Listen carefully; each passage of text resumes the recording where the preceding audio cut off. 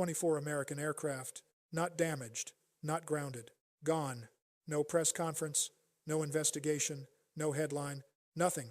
Just silence where answers should be. So ask yourself one question. If we were winning, why does that number not exist? Washington made a promise. Fast, clean, over. Unconditional surrender. Days, not months. The regime collapses. America watches from a safe distance. The public was told to sit back and trust. Iran had other plans. Tehran didn't collapse, didn't panic, didn't beg, didn't break. Iran did something far more dangerous than fighting with everything it had. It fought back with exactly enough. Nothing more. Nothing wasted. Precision. Patience. Surgical restraint. Not desperation. Strategy. Missiles kept flying. Drones kept coming. Cities called protected still burning. Targets struck once, struck again. Inside Washington, the math wasn't adding up. So Washington did what it always does. It changed the math. CENTCOM released the charts. Big, official, polished. 9,000 targets struck. 9,000 combat flights. 140 Iranian vessels destroyed or damaged. Interception rate, 92 to 94%.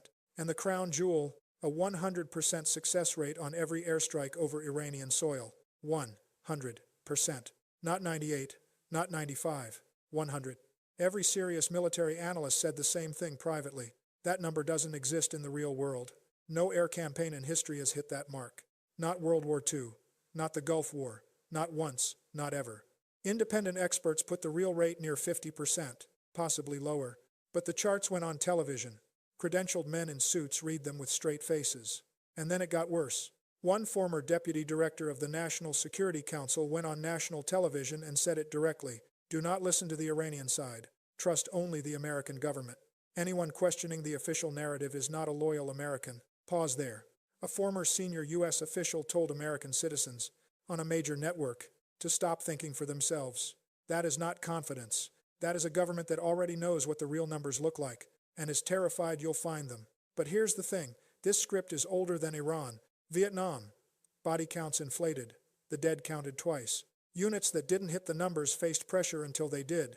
Back home, a war being won. In the field, a war being lost. Gulf War. Hundreds of Iraqi tanks destroyed. 78 days of bombing. Investigators went in afterward and counted. 11 tanks. 11. After 78 days. Now the same playbook is running against Iran. Big numbers. Round numbers. Television numbers. Numbers designed to survive a screen. Not the ground. That's the pattern. Washington is running it again, and we are supposed to believe them this time. While bombs were falling over Tehran, the U.S. Treasury quietly dropped its annual financial statement. It barely made the news. It should have stopped everything cold. Government assets, $6 trillion. Total liabilities, $47 trillion. Add long-term obligations and the number climbs past $136 trillion.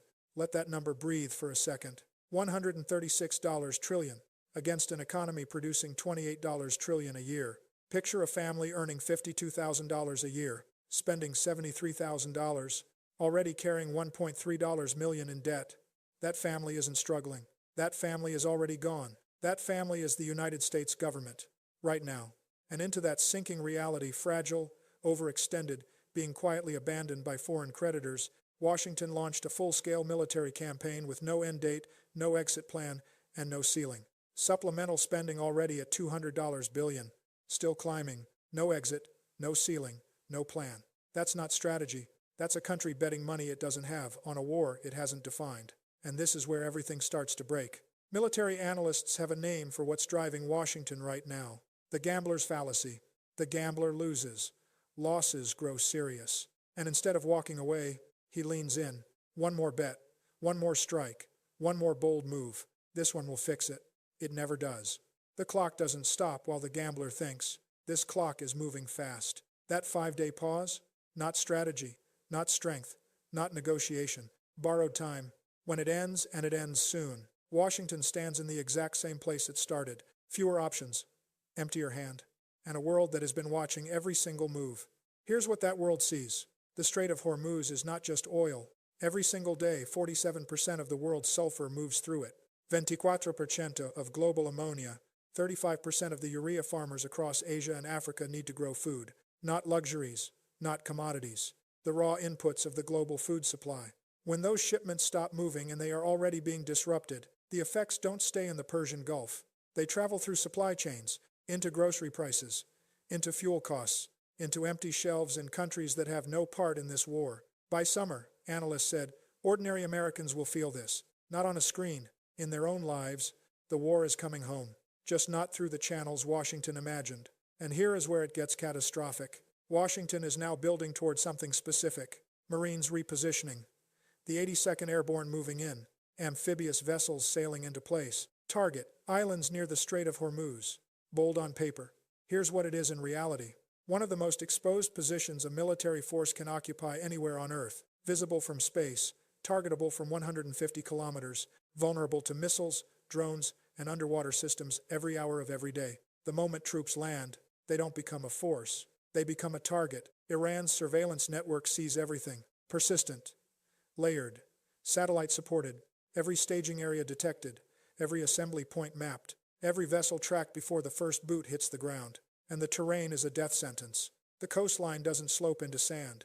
The rock face climbs nearly 1,000 feet. Every landing force climbs directly into prepared Iranian fire from the first moment they arrive. Military historians recognize this instantly. The last time a major power tried this defended coastline, climbing uphill into prepared positions, it was called Gallipoli. 9 months. 500,000 men. Complete failure. Not because the soldiers lacked courage, because victory was impossible before the first shot was fired. Iran has spent years designing the exact countermeasures for this exact operation. Every movement seen, every angle covered, the response already in place. That's not a warning. That's a trap already set. The soldiers being moved into position, they are not the problem. Trained, disciplined, ready. The question has never been about the soldiers. The question is, what is the mission? And what happens when it fails? Not a managed failure. Not a carefully worded setback. A real failure. Mass casualties. Forces pinned down. Vessels struck and burning in open water. What then? No one in Washington will say, because there is no clean answer.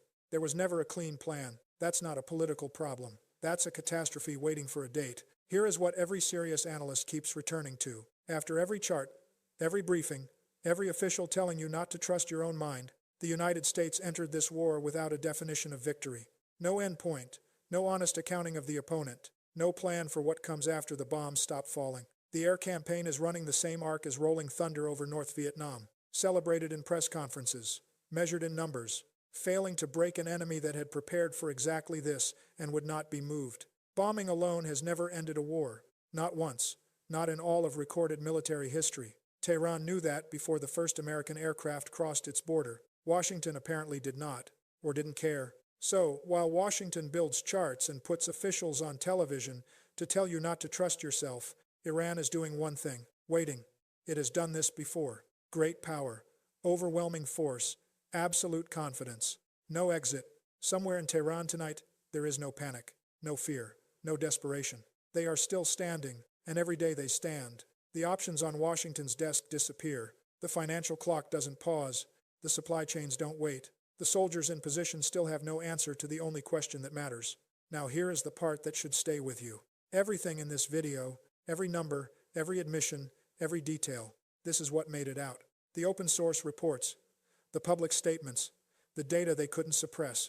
This is the visible surface. Now think about what's underneath. Think about what's being decided right now in rooms with no cameras, no press, no record, no accountability. Think about the conversations that will never be declassified in our lifetimes. The worst part of this story isn't what we know.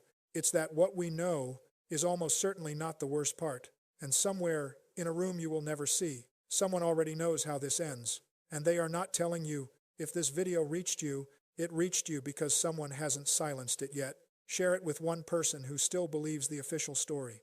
Not to win an argument, just to leave a crack in the wall. Drop your country in the comments right now. This signal is moving across borders Washington would rather it didn't cross. We are not done. We are not stopping. And neither is this war.